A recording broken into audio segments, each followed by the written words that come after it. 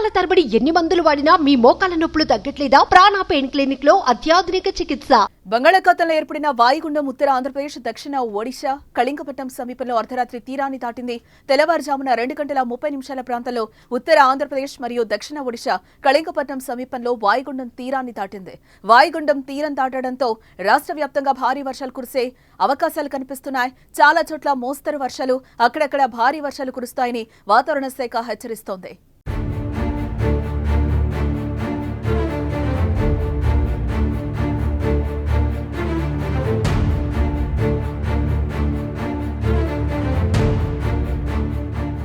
శ్రీకాకుళం, విజయనగరం, మన్యం, అల్లూరి, కాకినాడ, నంద్యాల, ఏలూరు, కృష్ణా, ఎన్టీఆర్, గుంటూరు, బాపట్ల, పల్నాడు, కర్నూలు, నంద్యాల జిల్లాలోని కొన్ని ప్రాంతాల్లో మోస్తరు నుండి భారీ వర్షాలు కురిసే ఛాన్స్ ఉందని వాతావరణ శాఖ పేర్కొంది. విశాఖపట్నం, అనకాపల్లి, కోనసీమ, తూర్పుగోదావరి, పశ్చిమ గోదావరి, వైఎస్ఆర్, చిత్తూరు, తిరుపతి జిల్లాల్లోని కొన్ని ప్రాంతాల్లో తేలికపాటి వర్షాలు కురిసే అవకాశం ఉందని వాతావరణ శాఖ అధికారులు అంటున్నారు.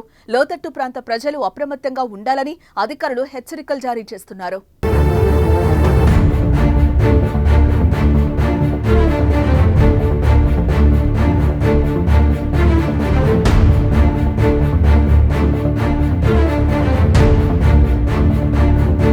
మరో 24 గంటలు అప్రమత్తంగా ఉండాలని అధికారులను సీఎం ఆదేశించారు. వర్షాలు తగ్గే వరకు అధికారులు విశ్రమించొద్దని తెలిపారు. ఖర్చుకు వెనకాడొద్దని, వరద బాధితులకు అన్ని సమకూర్చాలని సూచించారు.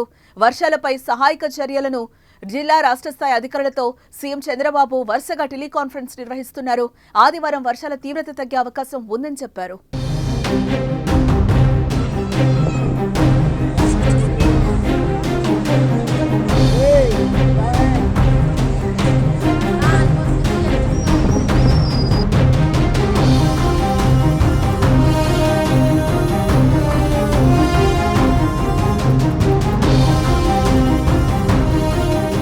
ఇప్పటికే భారీ వర్షాలు రాష్ట్రంలో పలు జిల్లాలను ముంచెత్తాయి. శనివారం వర్షానికి చాలా చోట్ల జనావాసాలు జలమయమయ్యాయి.